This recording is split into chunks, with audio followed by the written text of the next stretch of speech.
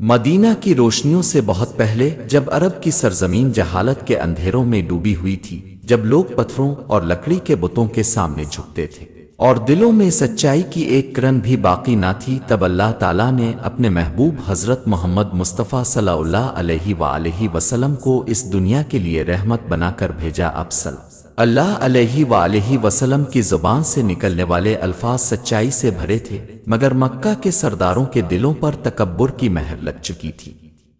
وہ کہتے، اے محمد، اگر تم واقعی اللہ کے نبی ہو تو ہمیں کوئی نشان دکھاؤ، کوئی معجزہ جو تمہارے دعوے کی گواہی دے۔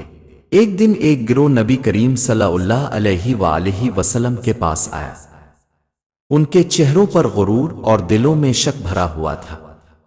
انہوں نے کہا، اگر تم واقعی نبی ہو تو اس درخت کو حکم دو کہ وہ تمہارے پاس آ جائے۔ وہ درخت ایک کھجور کا درخت تھا جو میدان کے ایک کنارے پر کھڑا تھا۔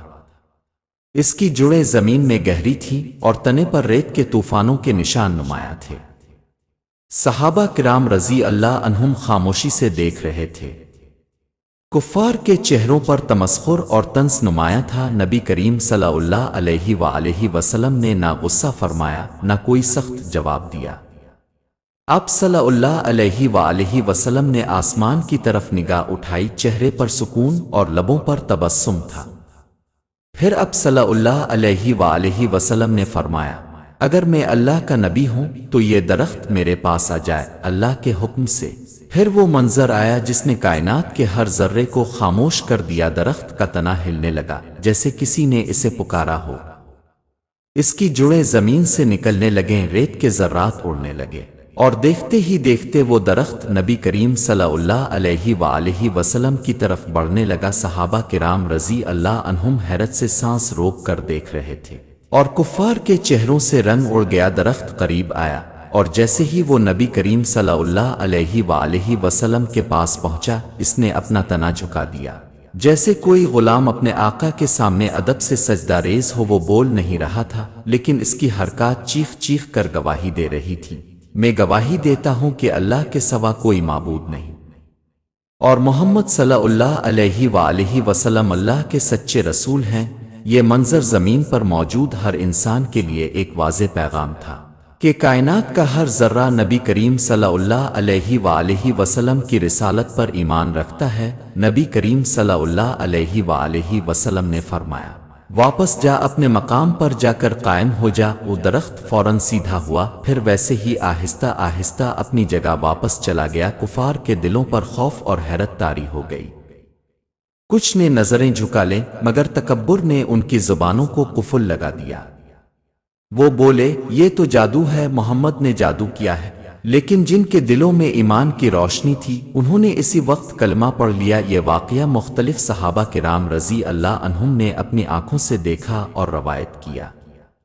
آج بھی یہ واقعہ کتب سیرت اور معجزات نبویہ میں محفوظ ہے۔ یہ پہلا موقع نہیں تھا کہ درختوں نے نبی کریم صلی اللہ علیہ وآلہ وسلم کی نبوت کی گواہی دی۔ ایک اور موقع پر نبی کریم صلی اللہ علیہ وآلہ وسلم کھجور کے ایک تنے کے پاس کھڑے ہو کر خطبہ دیا کرتے تھے۔ جب مسجد نبوی میں نیا منبر بنایا گیا تو اب صلی اللہ علیہ وآلہ وسلم پہلی بار منبر پر تشریف لے گئے، لیکن جیسے ہی اب صلی اللہ علیہ وآلہ وسلم منبر پر کھڑے ہوئے، وہ پرانا کھجور کا تنا رونے لگا۔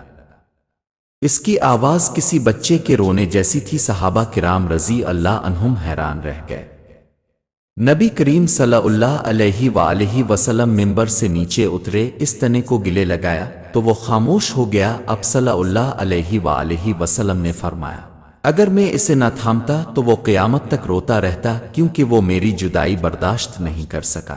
یہ وہی درخت تھا جو روزانہ نبی کریم صلی اللہ علیہ وآلہ وسلم کی باتیں سنتا، ان سے محبت کرتا اور ان پر ایمان رکھتا تھا۔ سلام ہمیں سکھاتا ہے کہ صرف انسان ہی نہیں بلکہ پوری کائنات نبی کریم صلی اللہ علیہ وآلہ وسلم کی رسالت کو مانتی ہے۔ قرآن مجید میں ارشاد باری تعالیٰ ہے، آسمان اور زمین اور جو کچھ ان میں ہے سب اللہ کی تسبیح کرتے ہیں، اور کوئی چیز نہیں جو اس کی حمد کے ساتھ تسبیح نہ کرتی ہو، مگر تم ان کی تسبیح کو سمجھتے نہیں۔ یعنی پہاڑ، درخت، پرندے سب نبی کریم صلی اللہ علیہ وآلہ وسلم کے فرمان کے تابع ہیں۔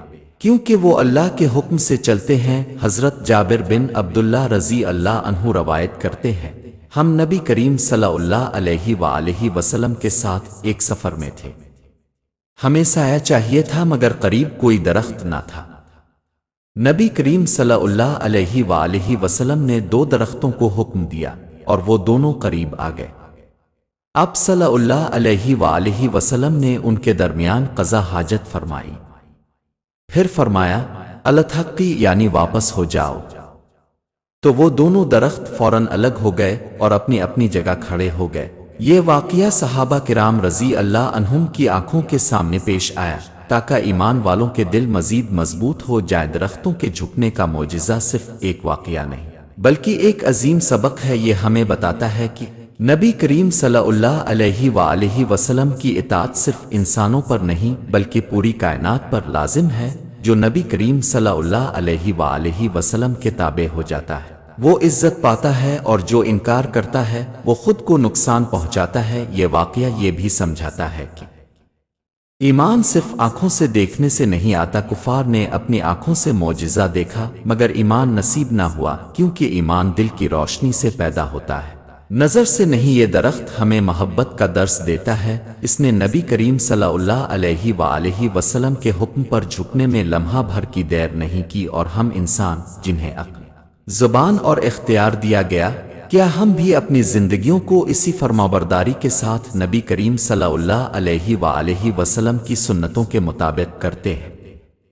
اگر ایک درخت نبی کریم صلی اللہ علیہ وآلہ وسلم کی محبت میں سجدہ کر سکتا ہے تو ہم کیوں نہیں ان کی سنتوں پر عمل کر سکتے؟